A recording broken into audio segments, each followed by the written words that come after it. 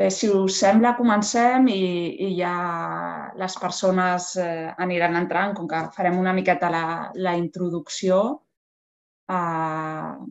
Bé, avui estem aquí per presentar aquest webinar dels portadors de trets falciformes, l'hemoglobina S1C en el cribatge neonatal i una miqueta tot el que són la gestió i circuits a nivell d'atenció primària. Nosaltres sabeu que des de l'Agència de Salut Pública de Catalunya el cribatge neonatal té una importància molt rellevant.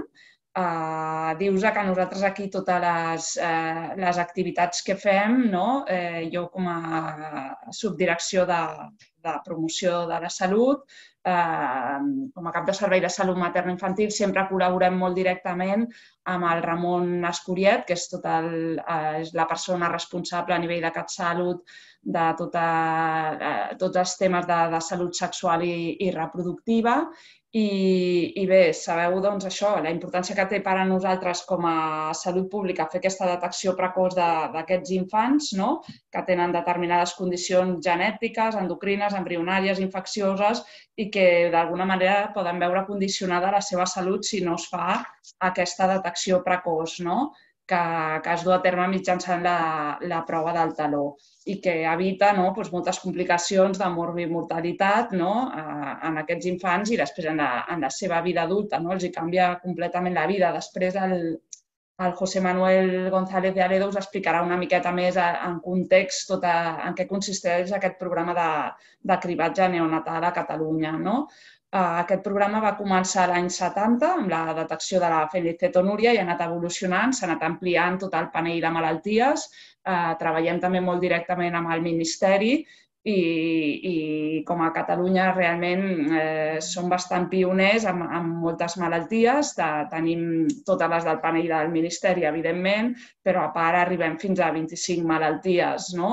Com ja us he dit una miqueta, el que hem intentat en aquest webinar és també fer la coordinació entre Salut Pública, entre CatSalut, entre el programa de cribatge que representa avui el José Manuel González de Aledo per part de l'Hospital Clínic, la Societat Catalana de Pediatria, perquè al final el que volem és que també tots els equips de pediatria siguin coneixedors de què s'està fent amb tot aquest tema que ara us comentarem dels portadors i una mica com es pot gestionar i bé, perquè sou una de les parts implicades.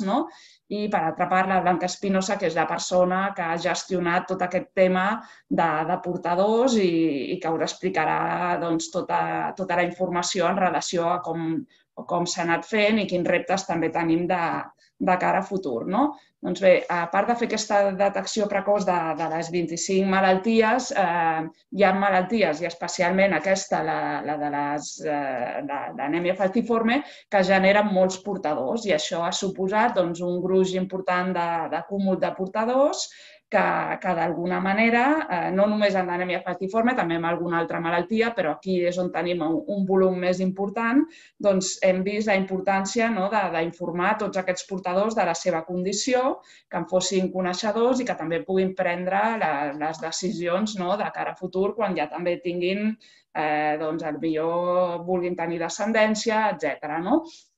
Però ens faltava una miqueta la part aquesta d'informar tots els equips de pediatria, que la Blanca Espinosa i el José Manuel González de Aledo ens ho recordaven i amb el Ramon Escuriet i l'Anna Gatell també li hem vist realment aquesta importància i una miqueta jo ja sense més només dir-vos que s'ha fet tota aquesta tasca des de l'Hospital de Vall d'Hebron, la Blanca Espinosa, que ha anat informant i fent trucades i ara us explicarà una miqueta el circuit a tots aquests portadors, que hi ha un tríptic també que s'ha elaborat des de l'Agència de Salut Pública de Catalunya en relació a aquestes persones portadores d'anèmia falciforme, que està penjada en el web, en el GenCat, en el canal Salut, que ja us farem difusió també i que aquest tríptic també serveix d'acompanyament per a les famílies perquè quan la Blanca Espinosa parla amb ells, etc., doncs també una mica en siguin coneixedors del que comporta aquesta malaltia. I bé, sense més, jo dono pas al José Manuel González de Aledo, que ell ens explicarà una miqueta tot el programa de cribatge neonatal a Catalunya i el cribatge de malaltia de cèl·lules falciformes. Ell és bioquímic i treballa a l'Hospital Clínic. Quan vulguis. ¿Se ve correctamente? Sí, ¿no? Sí, perfecto. De acuerdo. Bueno, gracias Blanca. Gracias por invitarme a esta sesión. Yo, como decía Blanca, soy José Manuel González de Aledo, trabajo en la sección de errores congénitos del metabolismo en el Hospital Clínic de Barcelona y aquí es donde realizamos el programa de cribado neonatal. Yo, antes de dar paso a mi compañera Blanca Espinosa, que explicará todo el circuito de los portadores, quería poner un poco en contexto tanto las hemoglobinopatías y la enfermedad de células falciformes como el número de portadores que hemos ido detectando, un poco los datos del programa de criba. Entonces, comienzo. Bueno, para poner en contexto un poco de las hemoglobinopatías, decir que son los trastornos monogénicos más comunes en el mundo. Estas se pueden dividir en hemoglobinopatías estructurales, que son aquellas en que la cantidad de hemoglobina es normal, pero hay un daño estructural en la hemoglobina, o cuantitativas, en las que hay una síntesis disminuida de hemoglobina que conllevarán a anemia. Y puede haber una combinación de ambas cuyo problema final es la falta de oxígeno tisular. Actualmente en el mundo se producen al año entre 300 y 400.000 nacimientos con hemoglobinopatías, el 85% de ellos con anemia de células falciformes. Y el 90% de estos nacimientos se da en países de bajos recursos. Como vemos en estos datos aquí, publicados por la OMS hace unos años, el 5,2% de la población mundial es portadora de alguna variante significativa de hemoglobina, ya sea tanto estructural como cuantitativa, y la mortalidad asociada a las hemoglobinopatías en niños por debajo de 5 años es del 3,4% en el mundo, siendo más significativa en África, donde es del 6,4%. También un dato significativo, la mortalidad asociada a enfermedades de células falciformes en África, es decir, los niños que nacen con enfermedades de células falciformes, el 50% de ellos, más del 50%, va a morir si nace en un país africano, con lo cual es una enfermedad que tiene una carga mundial muy importante. La enfermedad de células falciformes, ya sabéis que se da por mutaciones en el gen de la subunidad beta, en el gen HBB. Se produce el alelo S cuando hay una sustitución de una adenina por una timina, que va a producir un cambio de un ácido glutámico por una valina. Si este se produce en homocigosis, pues va a dar la enfermedad de células falciformes. Pero también la anemia de células falciformes no solo es el alelo S en homocigosis, sino también el heterocigoto SC o la combinación de la hemoglobina S con la beta-talasemia. Esta, la S-beta-talasemia, cuando se trata de la beta 0, es indistinguible clínicamente del homocigoto SS. El fenotipo SC sí que es un poco más leve clínicamente. Y la distribución geográfica de esta alelo S está determinada por dos factores. Por las zonas endémicas de malaria, ya que existe una protección del alelo S, especialmente en portadores contra la malaria, y debido a los movimientos poblacionales, porque de esas zonas endémicas de malaria ha habido desplazamientos a América y a otras zonas del mundo, donde ahora la LOS es bastante prevalente. Y además de estas combinaciones con la hemoglobina C y con la beta-talasemia, el alelo S combinado con otras hemoglobinas como la D, la E, la OAR o la LEPORE puede dar una clínica variada.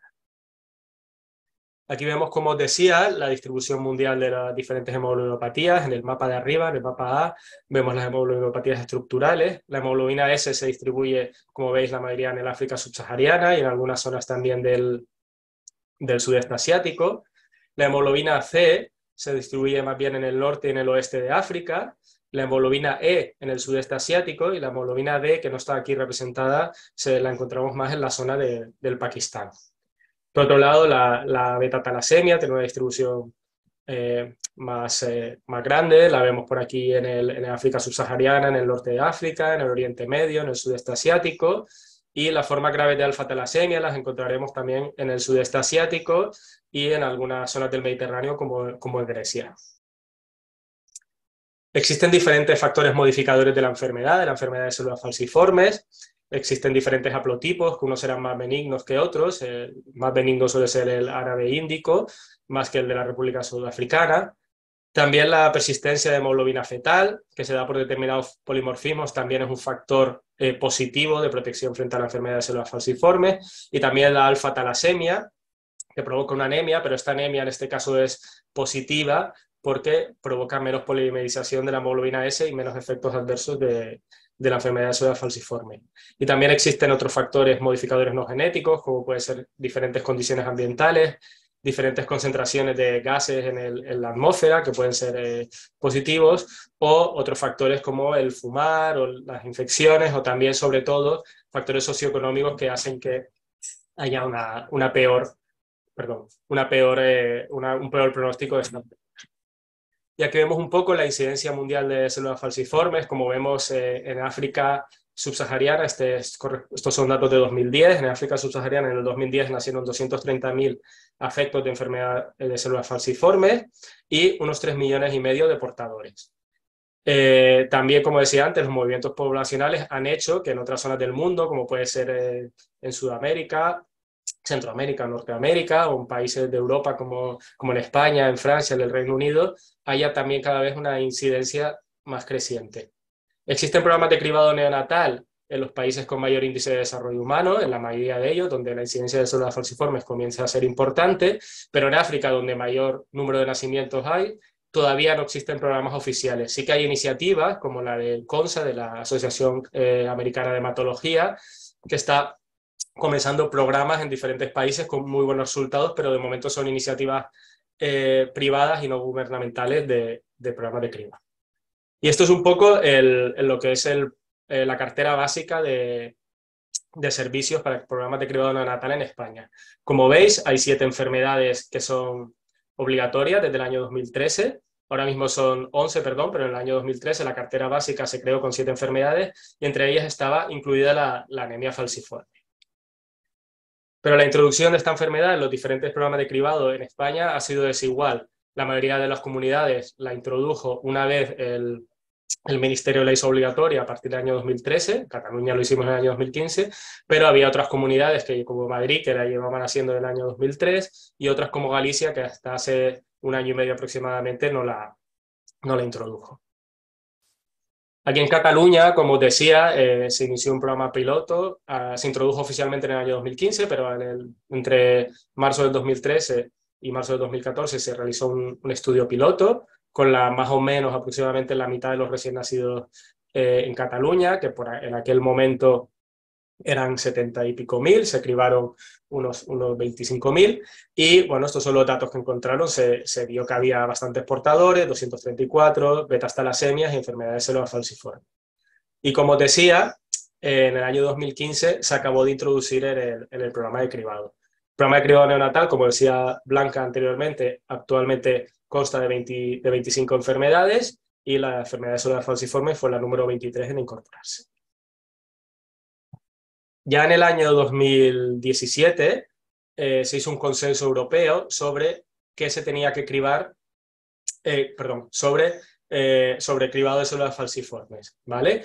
Aquí veis los 8 puntos que salieron de este consenso y el punto número 6, que es el que viene al caso en esta sesión, es que ya indicaban que se debería informar a los portadores y ofrecer consejo genético. Y en este consenso europeo también participó gente de Cataluña. ¿Y cuál es el circuito de la célula falciforme, del cribado de células falciformes en Cataluña? Pues aquí en el programa de cribado neonatal, en el Hospital Clínic, con la muestra de sangre impregnada en papel, que se recoge entre las 24 y las 72 horas de vida, idealmente, hacemos un primer análisis de hemoglobina mediante electroforesis capilar, mediante el capilaris de Sevilla. Aquí vemos un electroferograma de un caso positivo.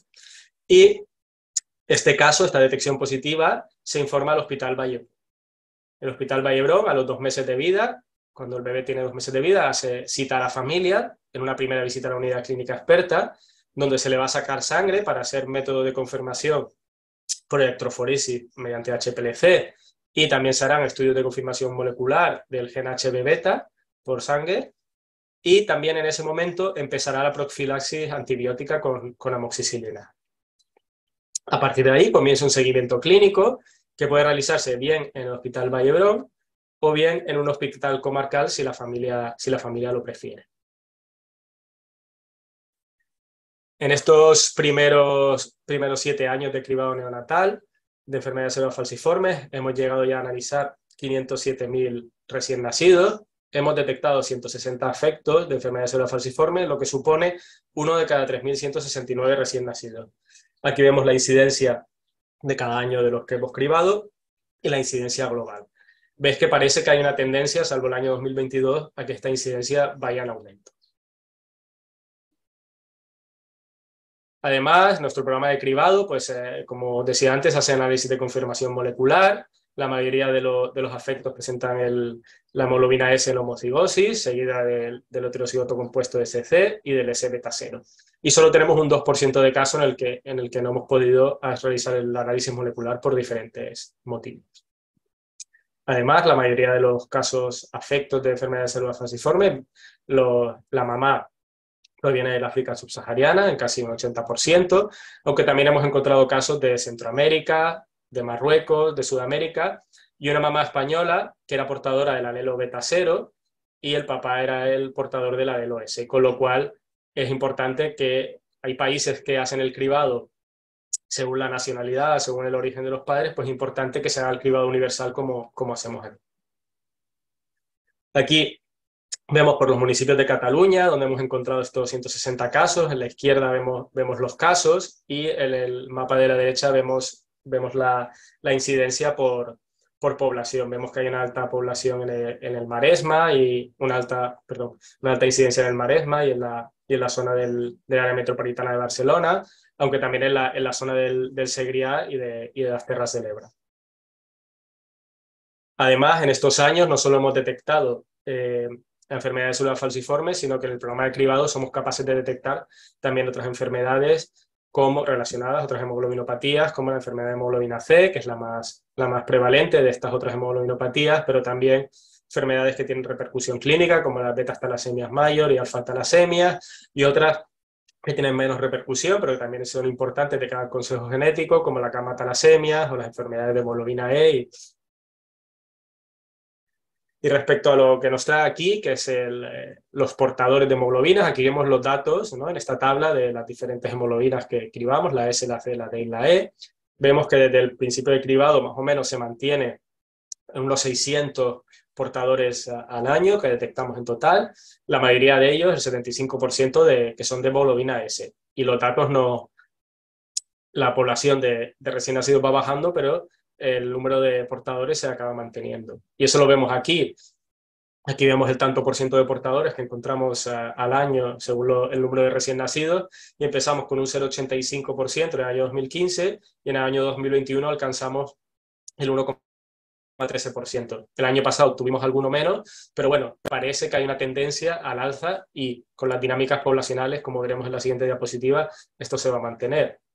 Aquí vemos la natalidad en Cataluña, cómo ha ido bajando desde que empezó el programa de cribado, de 71.000 recién nacidos en el año 2015 a 56.000 en el año 2022, pero lo que vemos aquí es que las mamás de origen español y catalán van en descenso en todos estos años, pero las mamás de origen africano, americano y asiático, donde hay una alta prevalencia de esta hemoglobina S, pues se mantienen o incluso van en ascenso, con lo cual es previsible que este número de portadores vaya en incremento en los próximos años, de portadores y de afectos. Y aquí, análogamente a como veíamos anteriormente con los afectos, podemos ver un poco la distribución de los portadores por municipios de Cataluña. En el mapa de la izquierda vemos la N por municipio, en el mapa de la derecha vemos la incidencia según la población de cada uno de los municipios, y vemos que hay una alta incidencia en la zona de Urgell, del Pla d'Urgell, del Segrià, en la zona de las Terras de l'Ebre, en toda la costa, ¿no?, en el Maresme, en la zona de la Selva, en la zona del Baix Empordà, también en la comarca de Osona, en el Berguedà, en los Pallars, también en todo el área metropolitana de Barcelona, en el Vallès, etc. Hay una distribución por todo el territorio, pero es verdad que parece que hay concentración en algunas regiones, porque hay municipios que no han tenido ningún caso de portador con los 5.000 y pico que llevamos ya. Y bueno, ya por ir terminando, explicaros un estudio que hemos hecho rápidamente para que veáis la eficacia del cribado. En este estudio han participado tanto el Hospital Vallebrón como nosotros, que lo hemos coordinado, el Hospital Clínico y el Hospital Vallebrón. Agradecer al David Benítez, a Pablo Velasco, a Ana Collado del Vallebrón y a mi compañera Ana Argudo por su colaboración en este estudio. Y habéis participado en muchos hospitales comarcales y muchos centros de atención primaria, y hemos querido comparar dos cohortes de enfermedades células falciformes, una diagnosticada por cribado neonatal y la otra diagnosticada previa al cribado neonatal. Más o menos tenemos 100 casos en cada una de las dos cohortes. Y hemos visto que, por ejemplo, el inicio del seguimiento en la corte del cribado es a los 2 meses de vida, cuando enviamos al recién nacido a la unidad clínica, pero la corte de no cribado se iniciaba casi a los 2 años. Y también vemos que el inicio del antibiótico profiláctico es mucho más temprano en la corte de cribado que en la corte de no cribado, y también el inicio de la hidroxiurea es mucho más temprano en la corte de cribado que de no cribado, con lo cual vemos la eficacia del cribado y la acabamos de ver en esta diapositiva, en la que vemos que tanto el número de ingresos al año como el número de veces que acude a urgencias una familia con un niño o una niña de enfermedades células falciformes, como el número de eventos clínicos es significativamente mucho más bajo en la cohorte de cribado que en la de no cribado, con lo cual se demuestra la eficacia del programa. Y ya para terminar, presentaros a todo el equipo de cribado neonatal de Cataluña. Estamos aquí los facultativos, el equipo técnico, el equipo administrativo. Bueno, todo el cribado funciona muy bien, y funciona muy bien gracias a este super equipo que tenemos, liderados por la doctora Judy García, que es la jefa, y también hacer mención especial al doctor José Luis Marín, que ya está jubilado y que fue el que inició el programa de cribado neonatal de enfermedades células falciformes en el año 2015 y que ha sido muy importante estos años. Muchas gracias por vuestra atención. Os dejo aquí mi mail por si tenéis cualquier duda relacionada con el programa de cribado, pues siempre podéis contactarnos y siempre estaremos dispuestos a ayudaros en lo que podamos. Muchas gracias por vuestra atención. Pues muchísimas gracias, José Manuel. Yo creo que ha sido una explicación muy clara y realmente, aparte, le vemos la importancia, ¿no?, de llevar a cabo los cribados, que, bueno, nosotros desde Salud Pública lo tenemos siempre clarísimo esto. Y paso la palabra a Blanca Espinosa, que ya es pediatra del Hospital Vallebrón y que nos comentará un poco todos los circuitos, gestión e información que se viene dando a los portadores de hemoglobinas S y C. Cuando quieras, Blanca. Sí, comparto ya.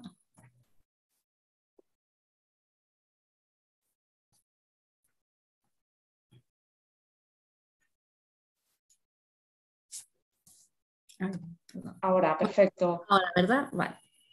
Bueno, buenos días. Yo soy Blanca Espinosa López, que soy adjunta del Servicio de Oncología y Hematología Pediátrica del Hospital de Vall d'Hebron aquí en Barcelona, y que somos un poco los que nos hemos encargado, ¿no?, de hacer el circuito y la gestión de la información a los portadores, ¿no?, que, como ha comentado ya Chema en su presentación, son muchos y no se había empezado a informar hasta el año pasado, que ahora iremos explicando un poco todo.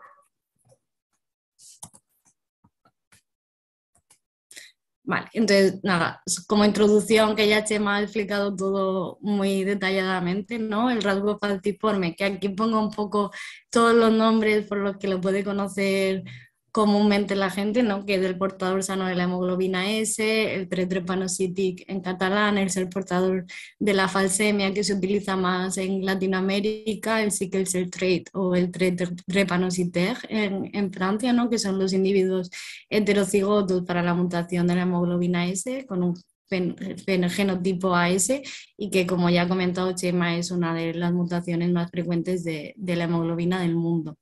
Entonces, estas mutaciones, tanto de la hemoglobina S, ¿no?, como de la hemoglobina C, tienen un efecto protector de la malaria, que protegen de las formas graves y disminuyen su mortalidad, y por eso no han prevalecido a través de la historia de las poblaciones.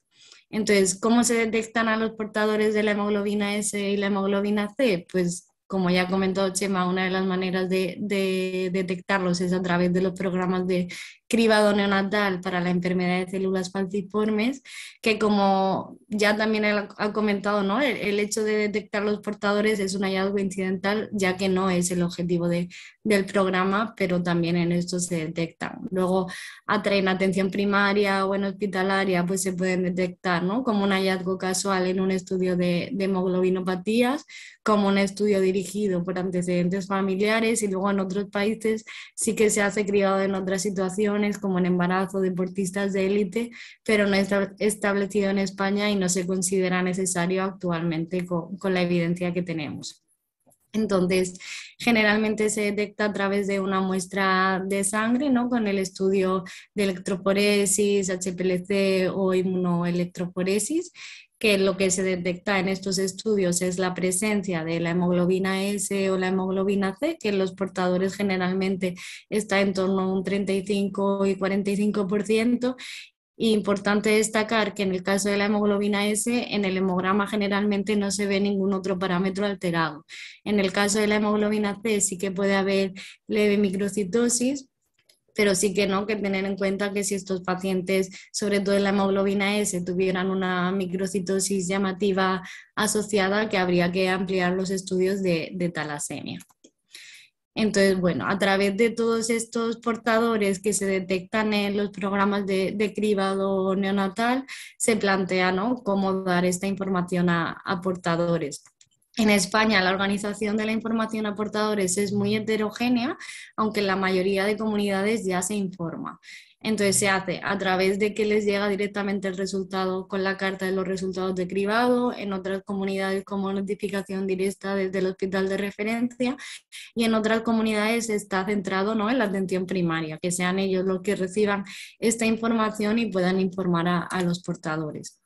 Aquí en Cataluña, en 2015 fue cuando se inició el programa de cribado de la enfermedad, pero no existía el programa de información a portadores, porque no aparece el consentimiento específico en las pruebas del talón, ¿no? Entonces se propuso iniciar este programa, sobre todo, como ya ha comentado Chema, porque en España y en Europa hay un consenso que sí que se recomienda informar a estos portadores, para informar del estado de portador y poder dar el consejo genético a los progenitores, hacer el estudio a los hermanos y a los propios portadores en el futuro.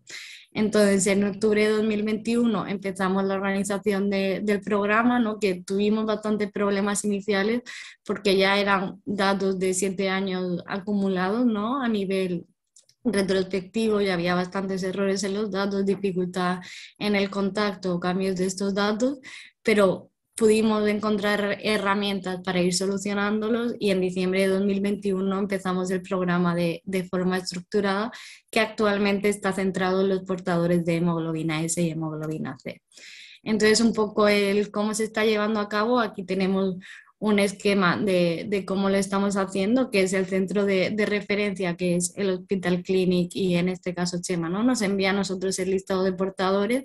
Inicialmente tuvimos ese listado desde 2015 hasta noviembre de 2021, que era cuando empezábamos, y esos pacientes se citan en una agenda que tenemos que se llama Cribacha Salud de Hematología, de aquí del Hospital Valdebrón, que son citas telemáticas. Entonces, en esas visitas telemáticas nosotros hacemos la llamada telefónica al teléfono que nos aparece en la historia clínica electrónica, y siempre, ¿no?, preguntamos que estemos hablando con el padre, la madre o el tutor legal de ese portador. Explicamos por qué llamamos, que a veces es un poco complicado, sobre todo, ¿no?, los portadores de que ya tienen 6 o 7 años.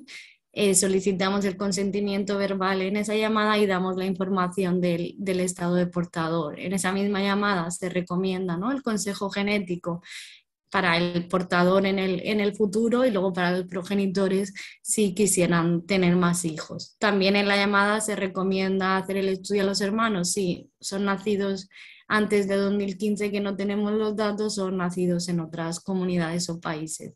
Toda esta información se registra en la historia clínica electrónica del hospital, y cuando esto ha terminado enviamos a domicilio un informe clínico y un tríptico informativo que hemos empezado, se ha realizado durante este año y a partir de 2023 lo estamos también enviando con ese informe, ¿no? Con el informe sí que recomendamos que se acuda al centro de atención primaria para poder informar a su pediatra de que su hijo o hija es portador y poder gestionar también el estudio de progenitores y hermanos.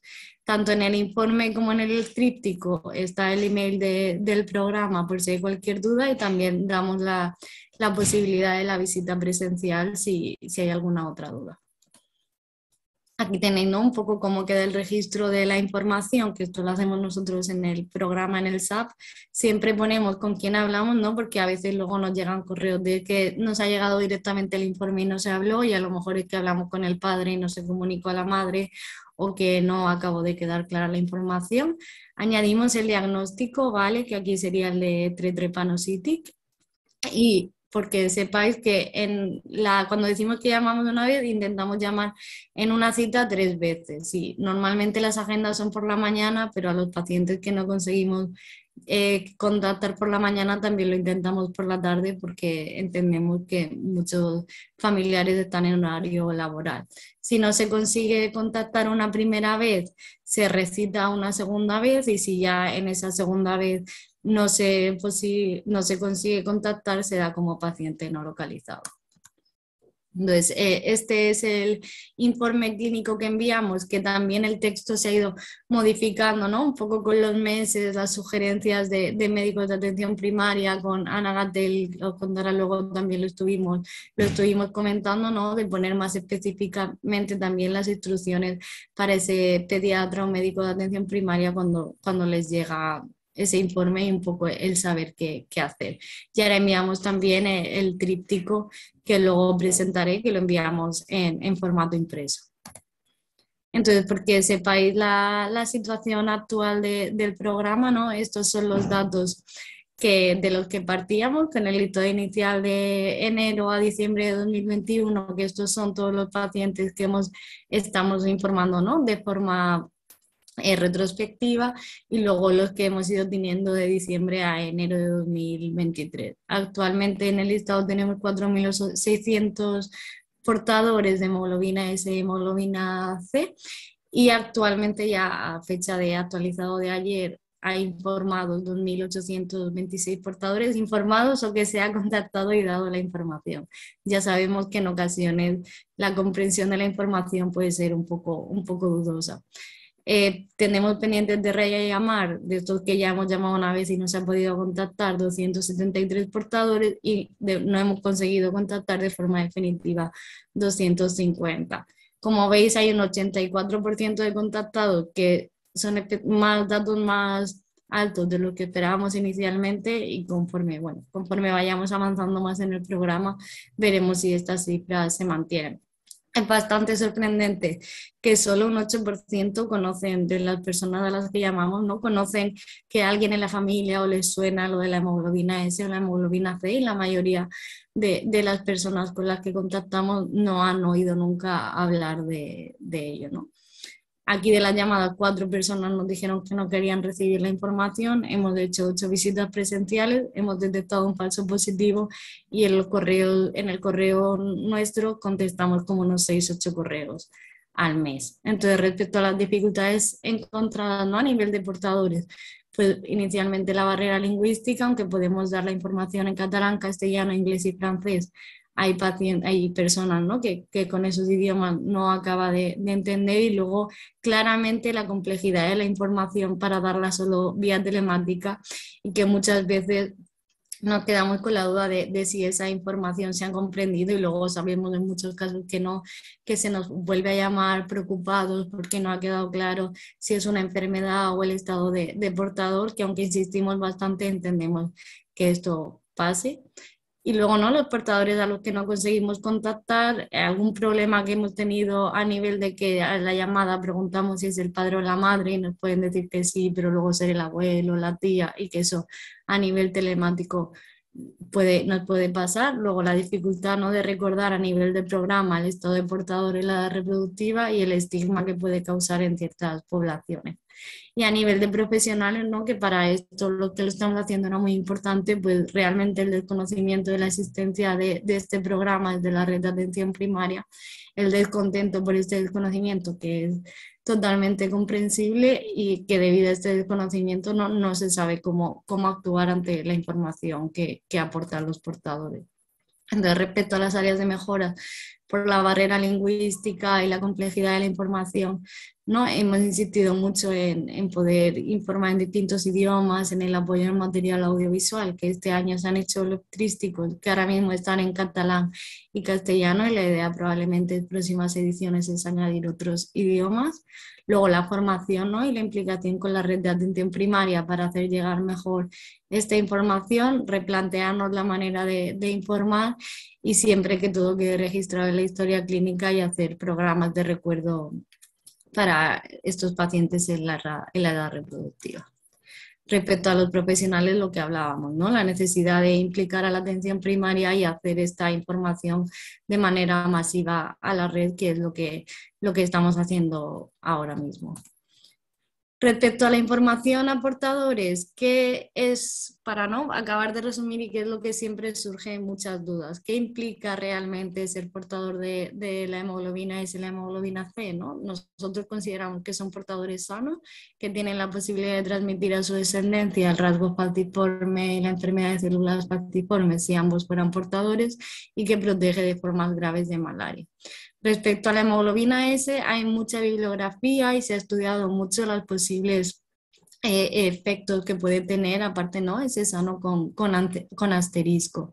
Entonces, en las últimas revisiones, sobre todo la última que está en Blood de 2018 y el programa educativo americano de 2015, lo que sí que destaca son que sí que presentan un riesgo relativo mayor a la población general a tener algún tipo de problema renal, sobre todo los relacionados con la concentración de la orina, que a largo plazo pueden llevar a una enfermedad renal crónica y que puede aparecer hematuria con más frecuencia que en las personas que no son portadores. También hay un cáncer muy específico, pero que es rarísimo, con una incidencia ínfima, que es el cáncer renal medular, pero que solo aparece en estos pacientes y sí que inicia con hematuria. Entonces, a nivel médico, saber que existe, porque si algún paciente portador empezara con hematuria, sí que habría que completar el estudio con ecografía renal. Y luego otras cosas como el daño relacionado con el ejercicio extremo, realmente solo está estudiado en la población del ejército americano y en deportistas de élite, que sí que se ha descrito algún caso de muerte súbita o de rhabdomiolisis como los portadores de hemoglobina S, pero que actualmente no está definido como un criterio de riesgo específico. Respecto a los traumatismos oculares, sí que ante un traumatismo ocular y un IPEMA sí tienen más riesgo de presentar un glaucoma, porque aunque la hemoglobina S porcentualmente es muy baja, sí que tiene más riesgo de falciformación. Y también se ha descrito como un posible factor tromboembólico, aunque actualmente no cambia las guías de recomendación de tratamiento ni contraindica la toma de anticonceptivos. Otras cosas que se han descrito, como infarto esplénico en situaciones muy concretas de altas alturas, de ejercicio extremo o con algún problema, pero solo en los casos de anestesia con circulación extracorpórea. Y claramente no está descrito el aumento del riesgo durante el embarazo, la trombosis arterial o aumento de ictus. Sí que está claro, ¿no?, que tienen la posibilidad de transmitir a su descendencia el rasgo falciforme y la enfermedad de células falciformes. Y la pareja es portadora de hemoglobinopatía, ya ha comentado Chema que no solo si es portador de hemoglobina S, con una herencia autosómica recesiva, por lo tanto en cada embarazo tendrían la posibilidad de, si ambos son portadores, ¿no?, de transmitirlo en un 25%. Aquí pongo, ¿no?, muy breve, que la enfermedad de células falciformes también, como ya ha comentado Chema, es una enfermedad crónica multisistémica, ¿no?, que puede tener múltiples complicaciones y que actualmente existe tratamiento crónico para disminuir esas complicaciones, pero que el único tratamiento curativo en los casos más graves y con más complicaciones es el trasplante.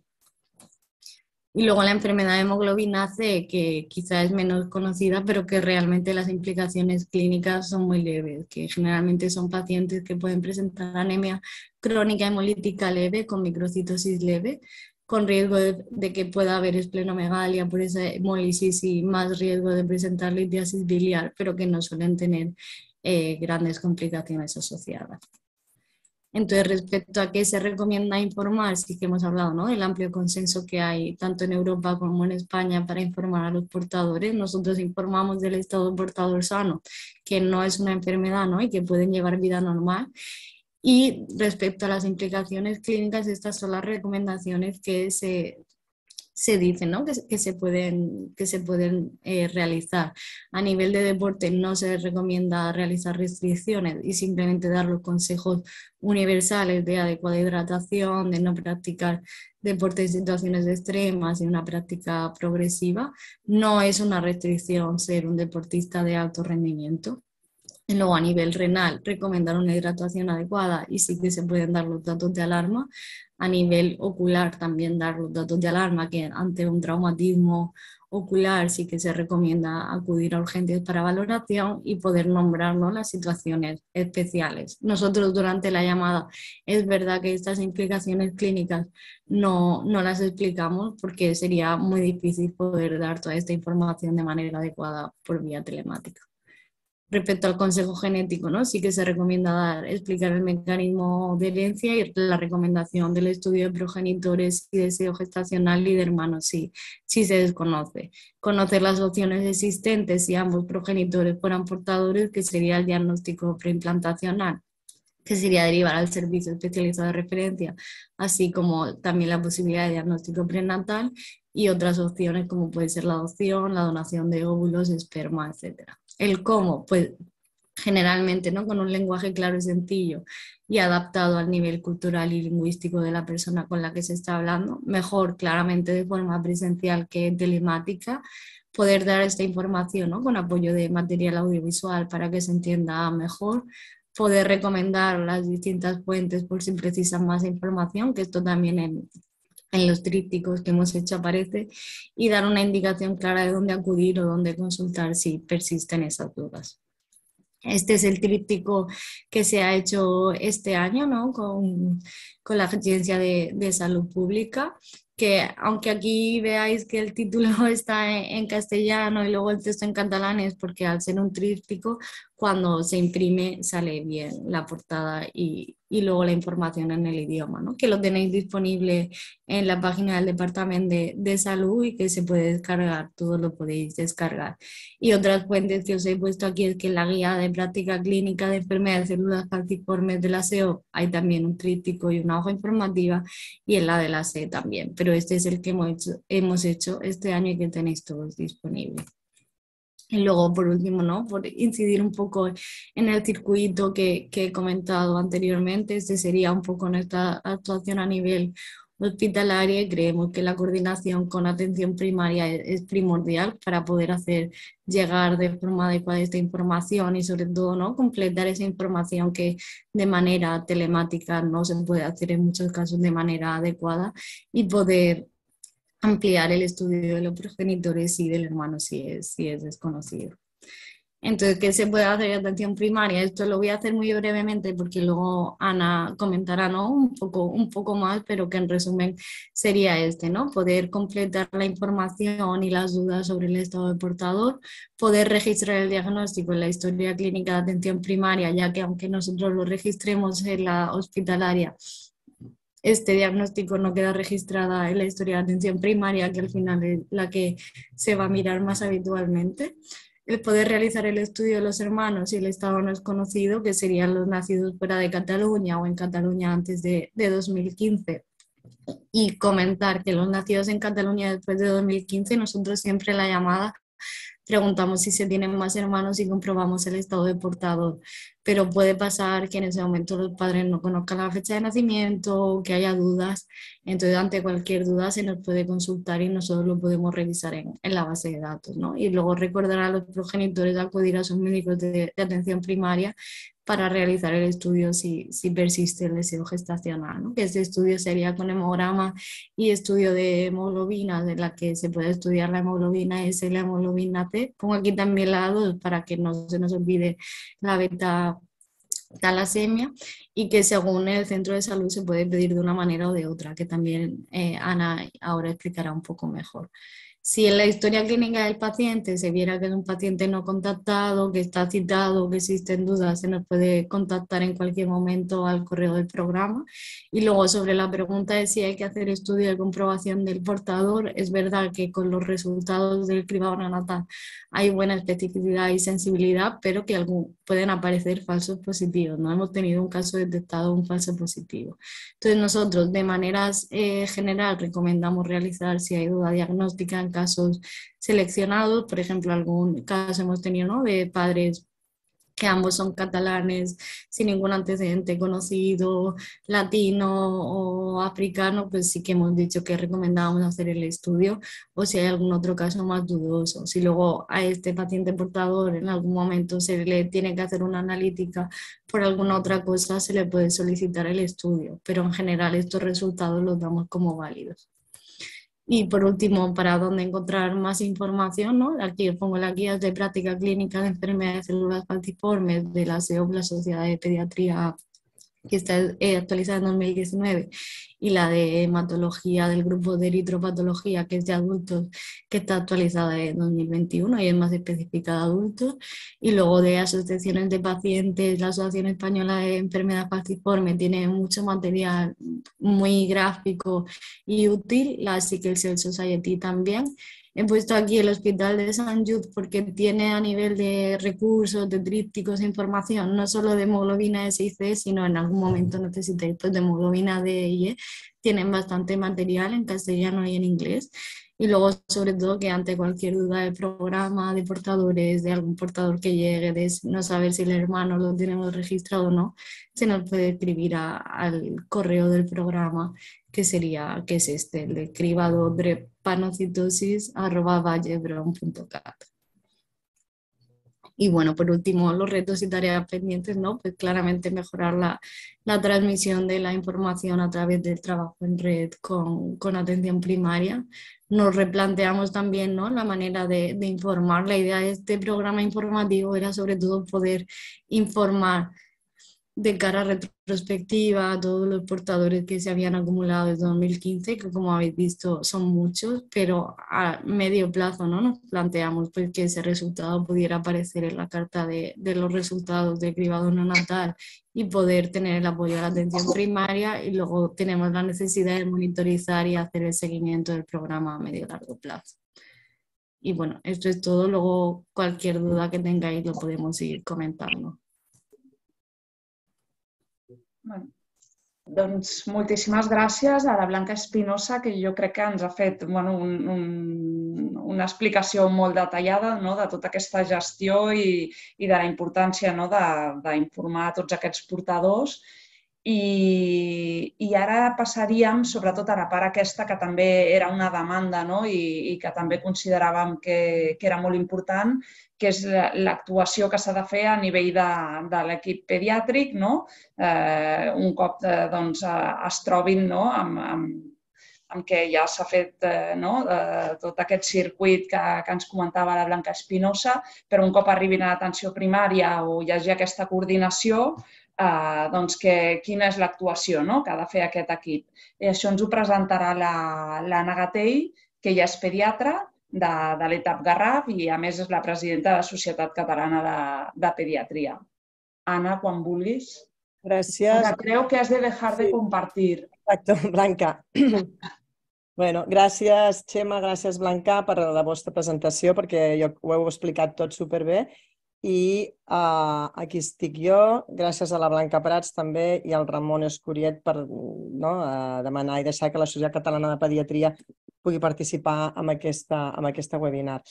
Jo aniré a la part més pràctica de la sessió com a pediatra d'atenció primària.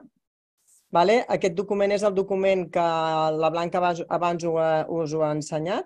La part de dalt és la part on venen les dades d'afiliació del nostre pacient.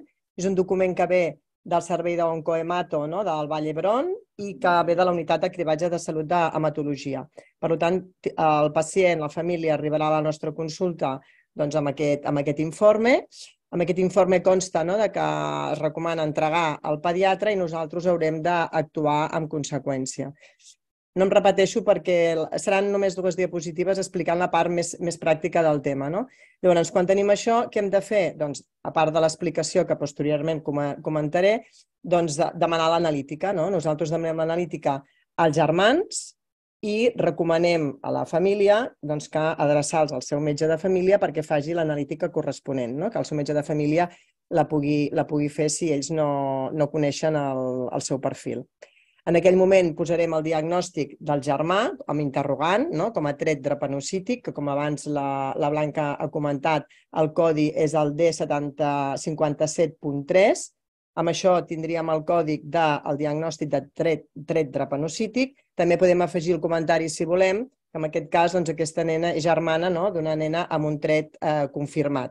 Amb el germà confirmat ja hi posarem aquest diagnòstic com a cert i amb el germà que encara està pendent del resultat ho podem posar amb interrogant. I així de moment ja tenim el diagnòstic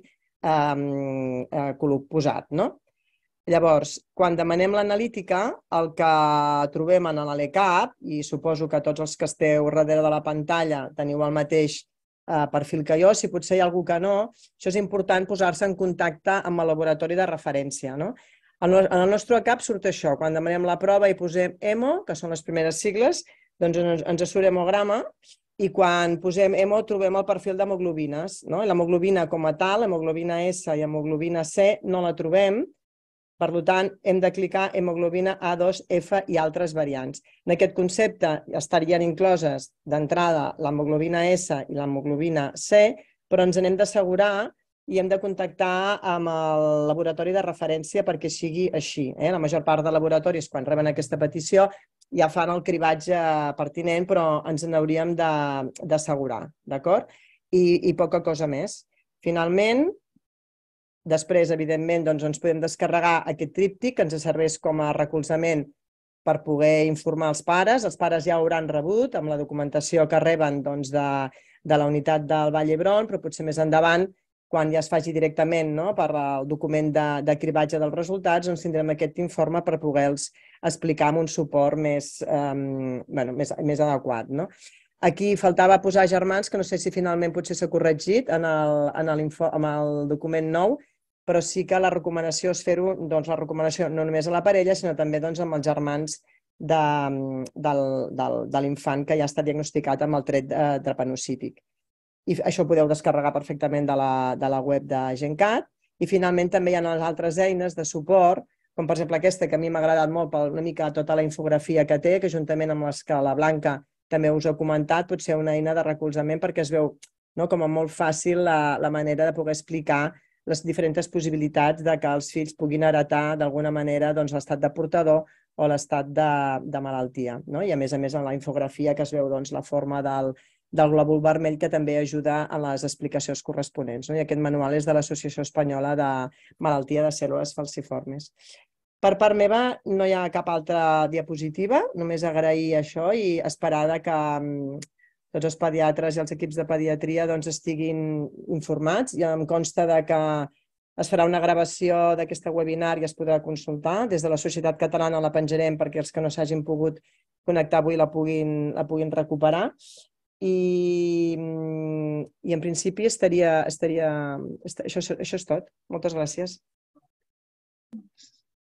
Moltes gràcies a tu, Anna, per l'explicació. I sí, evidentment ho gravarem i nosaltres també ho penjarem i com diu l'Anna Gatell, a la Societat Catalana de Pediatria també. Bueno, jo crec que ara em toca a mi acabar, no? Moltes gràcies, doctora Gatell, José Manuel González i Blanca Espinosa i Blanca per la presentació. Es queda ara amb el torn de preguntes i respostes, el torn de paraules. Si algú dels assistents té alguna pregunta, veig que hi ha dos. I també una petita qüestió que m'agradaria aportar, preguntar, diguéssim, que jo crec que també servirà per acabar de consolidar una mica el que s'ha explicat. Hi ha una pregunta de Catalina de Martini. Hola, tengo una niña para hacer una analítica, pero desde el CAP no podemos hacer hemoglobina C si la S, que jo crec que la doctora Gatell ja ha contestat, però després ella torna a dir que la opción que muestra no parece disponible en el CAP.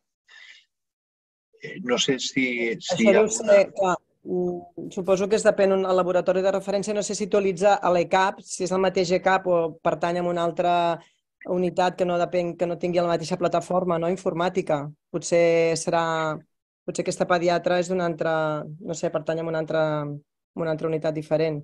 Però la plataforma... Sí, a mi el que se m'acudeix és que si de cas pugui parlar amb la coordinadora del seu centre i que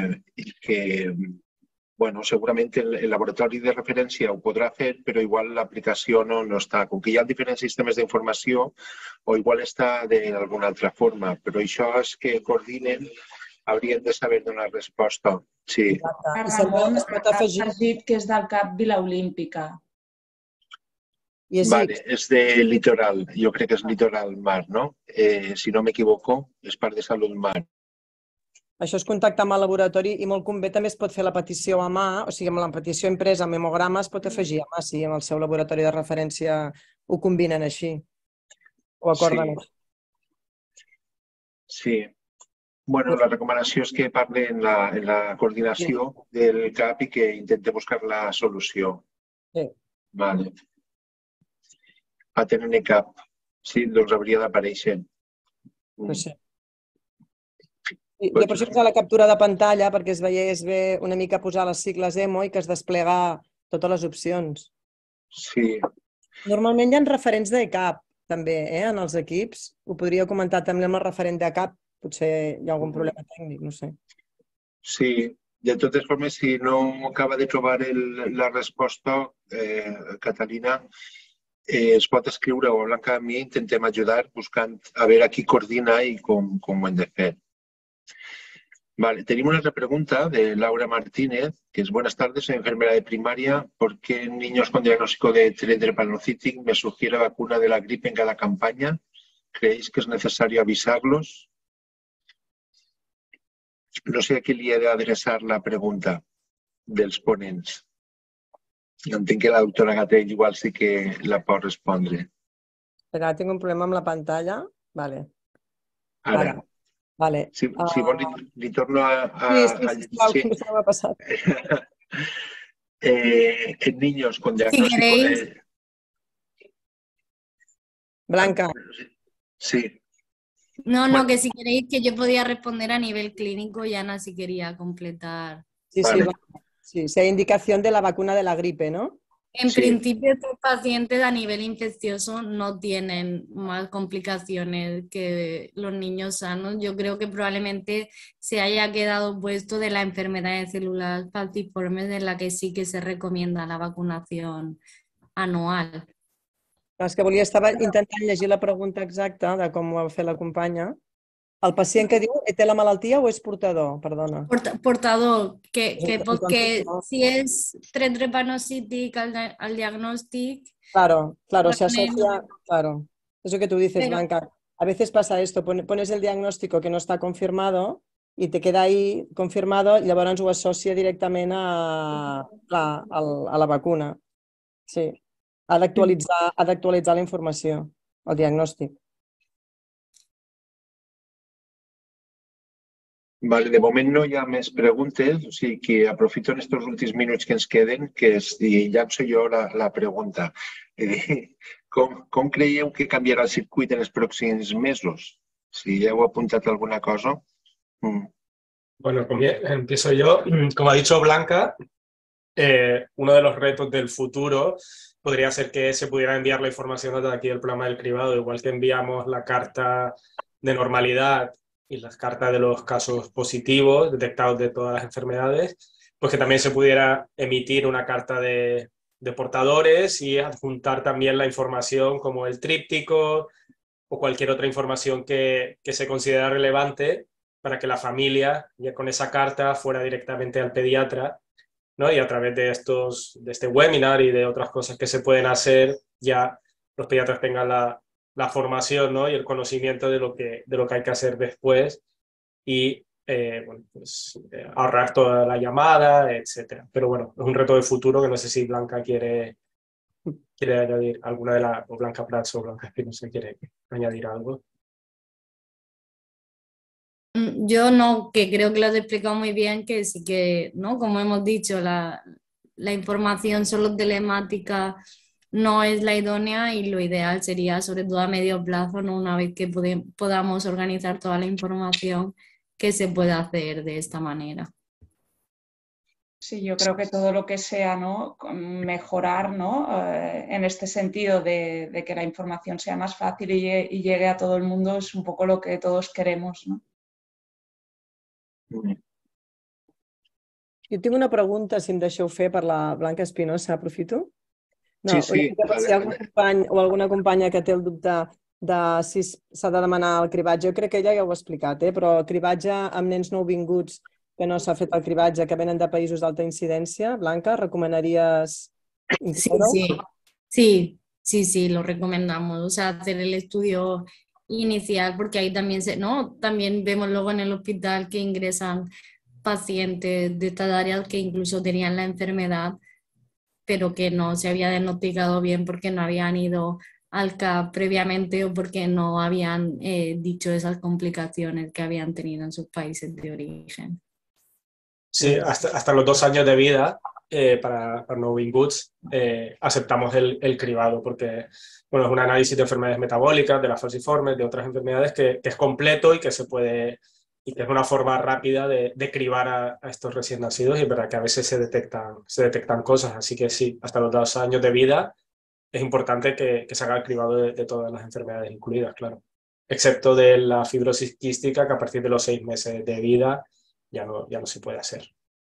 En relación a esto que comentas, Chema, el instrumental sería, bueno, entiendo que evidentemente una punción venosa, poniendo la sangre en las mismos, ¿no? De la misma manera. Sí, de la misma manera, sí. El problemita es que a veces en los centros de atención primaria no disponemos de los cartoncitos que vosotros... Sí, cada vez tenéis más porque como el Sí. cambio de circuito a través del COVID, que ahora se sacan cada vez más muestras en los centros de atención primaria, siempre que nos solicitáis material, Vale, enviamos. Entonces, si algún centro de atención primaria necesita material, que se ponga en contacto con nosotros del cribado y se lo enviaremos. Sí. Estupendo, i amb això ja queda dit. Doncs qui ho necessiti, que ho demani al Chema i el Chema l'envia. Exacto. Moltes gràcies. Vale, tenim una darrera pregunta. ¿El tema de protección de la malaria formaría parte de la información?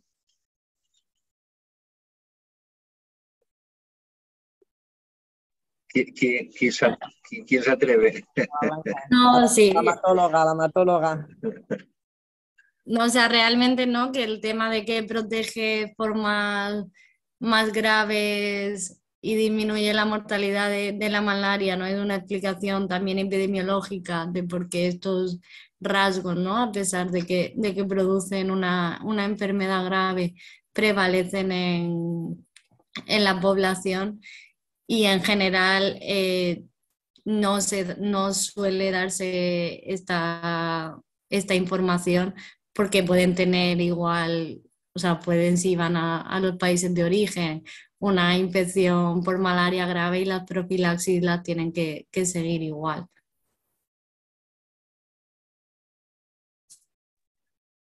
Muchas gracias. A ver, que ahora ha cambiado el número, això vol dir que hi ha més. Tenim contacto para solicitar el material, por favor, o mail o teléfono. Chema, te has ofrecido. Ahora pongo el teléfono en el chat. ¿Vale? Vale. El chat, no sé si lo verán. Sí, el chat sí que lo pueden ver. Si le ponen post al panelist. Creo que no. igual hay que ponerlo en el... bueno, si lo pones aquí yo lo copio y lo pongo en el questions and preguntas y respuestas y lo verán todos. Sí. Mira, aquí están respondidas, sí. Vale, si no, ya lo he puesto. ¿Vale? Vale. Si no, es el 93-227-5670. ¿Vale? Es el teléfono de aquí de la Secretaría del Cribado. Vale. A ver, era que eran aparegut unes quantes, tema de protección, els laboratoris clínics i a partir... Vale. Aleshores, els laboratoris clínics demanareu estudis de portadors a germans nascuts abans del 2015, ja que a partir del 2015 ja esteu informant als portadors. Exacto. Si contesto yo, si queréis. Sí. Sí, o sea, esa es la idea. Los nacidos a partir de 2015 en Cataluña, nosotros tenemos los datos. Y si llamamos al hermano en general, siempre preguntamos en la llamada los datos del resto de hermanos para comprobar si son portadores, poder informar en la misma llamada y mandar los informes de todos. Y en el caso de que hubiera alguna duda de que al padre no le ha quedado claro o vosotros no lo acabáis de saber, nos podéis enviar un correo dando los datos y nosotros lo podemos comprobar en la base de datos. Tienen que ser eso, a partir de 2015, nacidos aquí en Cataluña. Vale. Bueno, ahora hay otra que pide la grabación, pero yo creo que ya Blanca, supongo que como están els correus de tota la gent que s'ha inscrit, quan estigui la gravació disponible es pot fer un correu i... Sí, farem difusió. Sí. I a part també el que hem comentat, que la Societat Catalana de Pediatria, la Nagatell també ho penjarà. Molt bé. També jo crec que ara posen l'adreça de correu i suposo que la poden ver tots els assistents on es pot demanar, a banda de lo que has puesto tú, Chema, pero tú ya has puesto también las dos. Sí, Teléfono y correo, sí, ya la han vuelto a poner cribado@clinic.cat. Exacto. Gracias. Vale. Otra pregunta. Una vez detectado hermanos o familiares con rasgo falciforme, ¿qué paso seguir? No, yo creo que la Blanca lo ha explicado súper bien, ¿no? Sí, o sea, es un poco lo que hemos dicho, ¿no? El poder dar el consejo genético a los progenitores, si solo uno fuera portador, simplemente explicar que podrían transmitir el rasgo, pero que no le damos mayor importancia, y si ambos fueran portadores y tienen deseo gestacional, pues poder seguir un poco, ¿no? Si derivar a servicio especializado de referencia o por lo menos explicar las posibilidades de transmitir la información. Y a los hermanos y portadores pequeños simplemente que sepan el diagnóstico de cara al consejo gestacional en el futuro, pero no hay que hacer mayor seguimiento ni por parte de hematología, ni controles analíticos, ni hay que hacer nada más. Molt bé. Doncs jo crec que ara ja no hi ha més preguntes. Són les 14:41, quasi el temps que havíem previst. I és hora quasi és que han dinat ja, de fer el cafè, i és que no hem dinat, poder dinar. Bueno, jo donaríem per finalitzat ja la webinar. Moltes gràcies a tots els que heu presentat. Blanca, Chema, Anna, i nada, bueno, us informaran quan estigui disponible la gravació per poder-la consultar, inclús si alguna persona no ha pogut assistir, que la pugui veure. Moltes gràcies i fins aviat. Sí. Gràcies. Gràcies a tots. Gràcies. Adeu, gràcies. Adeu.